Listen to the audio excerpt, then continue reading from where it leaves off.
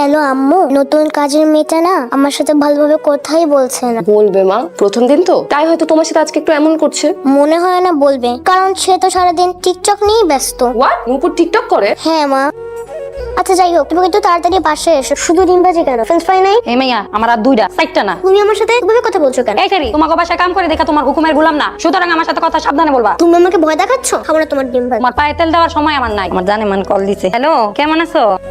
আমি তো সবসময় ভালো থাকি। তুমি নাকি আজকে খুব বেয়াদবি করছো নূপুরের সাথে। হোয়াট? কে বললো তোমাকে? নূপুর আমার কাছে এসে কমপ্লেন করলো। সে আমাকে কিছুই করে দিচ্ছে না। কে তোমাকে কিছু করে দেয়নি মা? ওই যে বাসার নতুন কাজের মেয়েটা সারাদিন ফোনে কথা বলে আর টিকটক করে। আম্মু, তোমরা তো সবসময় বিজি থাকো, আজকে না আমি তোমাদের জন্য একটা লেটার লিখেছি, এটা একটু সময় পেয়ে পড়ে নিও। আমি যাচ্ছি রোদে। আব্বু, আমার মাটির ব্যাংকে বেশ কিছু টাকা আর কয়েন জমানো আছে। আমার তো সময় কম, তাই তুমি না হয় আমাকে একটা লাল ঘুড়ি আর পার্কে নিয়ে ঘুরিয়ে এনো। প্রয়োজনে তোমার একদিনের বেতন এই মাটির ব্যাংকে গোছানো টাকা দিয়ে শোধ করবো। সত্যি বাসায় বসে থাকতে থাকতে দমটা আমার একদম বন্ধ হয়ে আসছে। আম্মু ফ্রাইডেতেও পার্টিতে যায়। আমার সাধ্য থাকলে আম্মু আর তোমার একটা দিন কিনে নিতাম, যে দিনটা অন্তত তোমরা দুজন শুধু আমাকে দিতে। আমরা দুজন এতটাই ব্যস্ত যে নিজেদের একটি মাত্র সন্তান এতটুকু সময় দিতে পারি না। আমার অফিসে বিদেশ থেকে লোক এসেছে, আগামী 4টা দিন আমি দম ফেলার সুযোগ পাবো না। তুমি এই 4টা দিন একটু আমার মেয়েকে ভালো করে টেক কেয়ার করো। আমি প্রমিস করছি বাকি দিনগুলো আমি দেখে রাখবো। আমার আম্মুকে একটা ফোন করো তো। তোমার মা অফিসের কাজে ব্যস্ত আছে, তুমি সরো, আমি কাজ করতেছি। ওই তুমি কাজ করছো। সারাদিন যখন কাজ করি তখন তোমাকে চোখে পড়ে না।